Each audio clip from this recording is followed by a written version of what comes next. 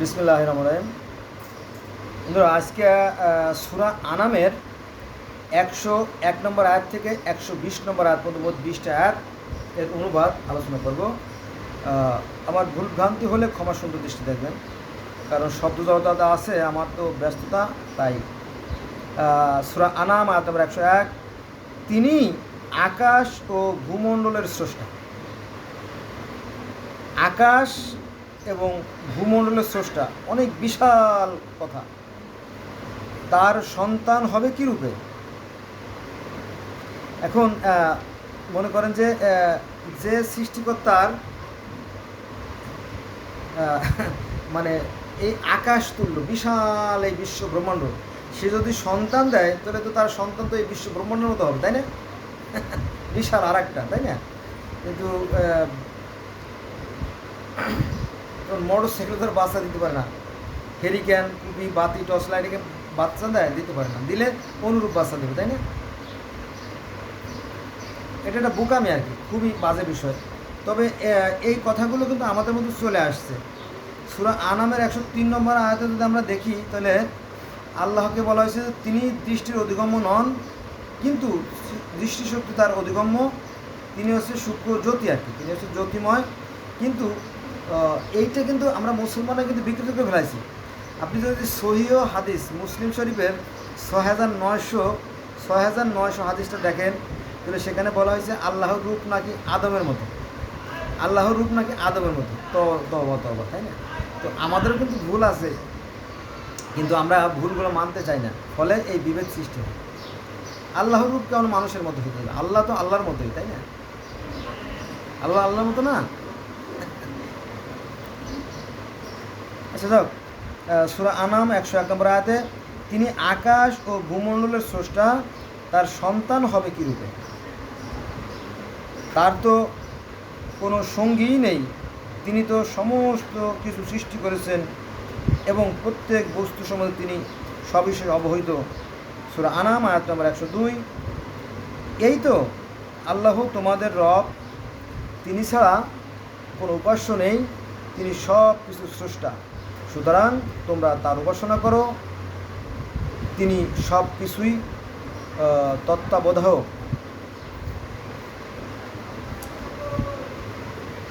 সূরা আনাম আয়াত নম্বর 103, এটা খুবই মহা গুরুত্বপূর্ণ একটা আয়াত। আপনারা খেয়াল করবেন যে আল্লাহর যে রূপ বা আল্লাহর যে সুরত, সেই সম্বন্ধে এখানে চলে আসছে যে তিনি দৃষ্টির অধিগম্য নন, অর্থাৎ দৃষ্টিশক্তি, মানুষের দৃষ্টি আল্লাহকে আয়ত্ত করতে পারে না, তাকে সর্বশেষে দেখার সময় সে কথা বলা হয়েছে। কিন্তু দৃষ্টিশক্তি তার অধিগত এবং তিনি সূক্ষ্মদর্শী, সম্যক জ্ঞাত। বন্ধুরা, এই কথাগুলো কিন্তু বেদেও আছে, যেহেতু আমি বিভিন্ন ধরনের ছাত্র। বেদে আছে ঈশ্বর নিরাকার, জ্যোতিময়, অশরীরী, এই কথা যেমন বেদে আছে।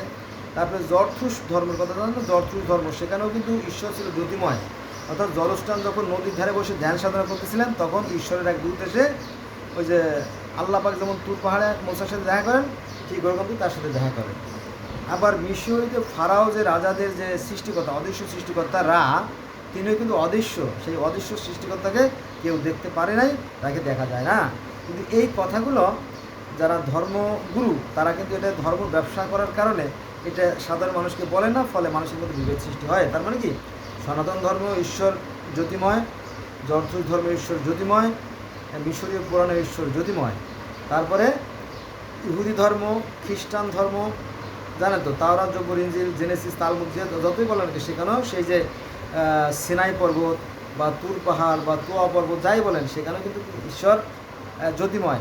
এবং সেই ঈশ্বর এমনই জ্যোতিময় যে তার জ্যোতির তেজাল্লিতে, তার জ্যোতির ধাসে কী হয়েছিল, তুর পাহাড় পর্যন্ত জ্বলে গেছিল, জানেন তো। আবার ভগবত গীতায়ও সেই ঈশ্বর জ্যোতিময়, কারণ 18 দিন ধরে যে যুদ্ধ হয়েছিল, সেই 18 দিনের যুদ্ধ নিয়ে কিন্তু কুরুক্ষেত্র যুদ্ধ। তো 18 দিন যুদ্ধের এক পর্যায়ে অর্জুন শ্রীকৃষ্ণ বলতে আমি ঈশ্বরের রূপ দেখতে চাই, তখন বলো না, তার চর্মশক্তি দিয়ে দেখা যায় না, অর্থাৎ সৃষ্টিকর্তাকে চর্মশক্তি কেউ দেখতে পারেন, দেখা যায় না। তখন বলো যে তিনি হচ্ছে সহস্র সূর্যের ন্যায়, সহস্র সূর্য যদি আকাশে উদিত হয়, তাহার তুলনায় কিছু নয়। এই কথাগুলো আমাদের আলেমরা বলবে না, বললে পারে তাদের রুজি রুটি নষ্ট হয়ে যাবে, ব্যবসা নষ্ট হয়ে যাবে।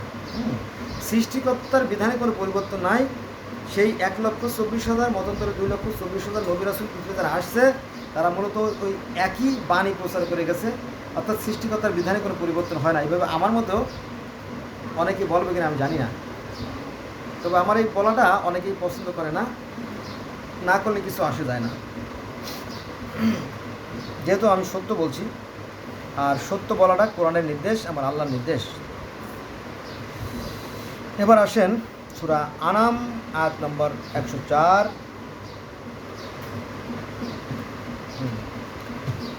প্রভু হতে তোমার নিকট স্পষ্ট প্রমাণ এসেছে, প্রভু হতে তোমার কাছে স্পষ্ট প্রমাণ এসেছে। এতদিন কিন্তু স্পষ্ট প্রমাণ আসে নাই, অর্থাৎ ইব্রাহিম আলাইহিস সালাম থেকে নতুন স্পষ্ট শুরু হলো। ওই যে চিন্তা ভাবনা করছে, চিন্তা ভাবনার কারণেই কিন্তু পরিবর্তন আসছে। এই জন্য আমাদেরকেও চিন্তা ভাবনা করে পরিবর্তন আনতে হবে, এমনি এমনি আসবে না। প্রভু হতে তোমাদের নিকট স্পষ্ট প্রমাণ এসেছে, তাই যে উহা অর্জন করবে সে লাভবান হবে, এবং যে করবে না সে ক্ষতিগ্রস্ত হবে, এবং আমি তোমাদের তত্ত্বাবধায়ক নই। নবী বলতেছে যে তোমাদের কাছে প্রমাণ এসে গেছে, অর্থাৎ ঐশী গ্রন্থ চলে আসছে, তাওরাত, জবুর, ইনজিল, বাইবেল যাই বলো না কেন। অতএব এখন আর মাথা ব্যথা নাই, আমার শুধু বলার দায়িত্ব আমি বলে গেলাম। তোমরা যদি এটা গ্রহণ করো সত্যপথ, তাহলে তোমরা লাভবান হবে, আর তোমরা যদি এটা গ্রহণ না করো তাহলে কি লাভবান হবে না। একটা এক্সাম্পল দিয়ে বন্ধুরা মাইন্ড করেন না, example is better then percent. দেখতে পারলে কেউ শুনতে চায় না। আমি বাংলাদেশের একজন নাগরিক, আমরা কিন্তু মুখে মুখে অনেক কিছু বলি না, বিসমিল্লাহ, কলেমা, লা ইলাহা ইল্লাল্লাহ, অনেক কিছু বলি, তাই না? আমরা বলি মুসলমান, কিন্তু বাস্তবে কিন্তু মুসলমানের তো কি আছে?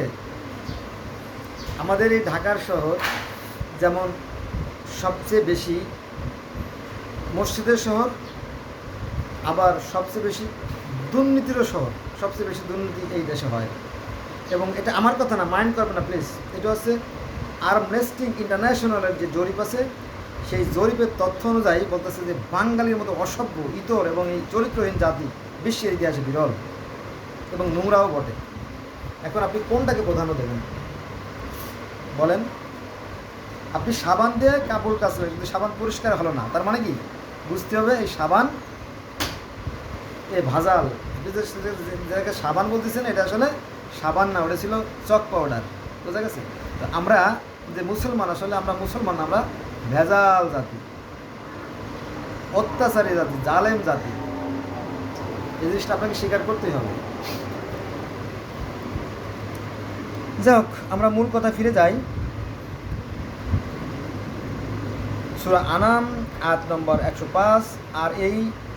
আর এ প্রকার আয়াত আমি সবিস্তার বিবরণ করি, ফলে অবিশ্বাসীগণ বলে, তুমি এ গ্রন্থ অধ্যয়ন করে বলছো।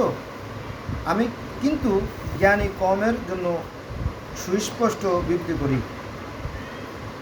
সূরা আনাম আয়াত নম্বর 106। তোমার রব হতে প্রদত্ত ওহীর অনুসরণ করো, তিনি ব্যতীত মাবুদ নেই, এবং দূরে থাকো অংশীবাদী হতে।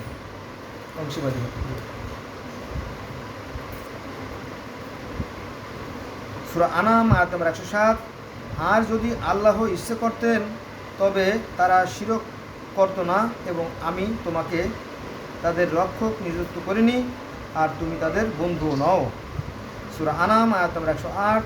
এবং তারা আল্লাহকে ছেড়ে যাদের ডাকে তাদের তোমরা গালি দেবে না, কেননা তারা অজ্ঞাতবশত আল্লাহকেও গালি দেবে।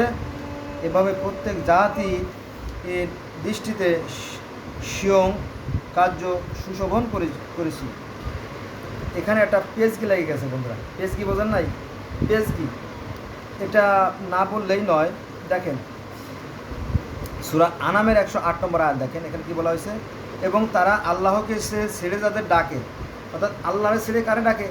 ওই যে বিভিন্ন ধরনের শক্তিকে তারা ডাকে, বা তো বলা হচ্ছে যে আর যদি এবং তারা আল্লাহকে ছেড়ে যাদের ডাকে তাদের তোমরা গালি দেবে না। অর্থাৎ ওই যে মূর্তি পূজাই তো করে, এটাই তো মূল সমস্যা।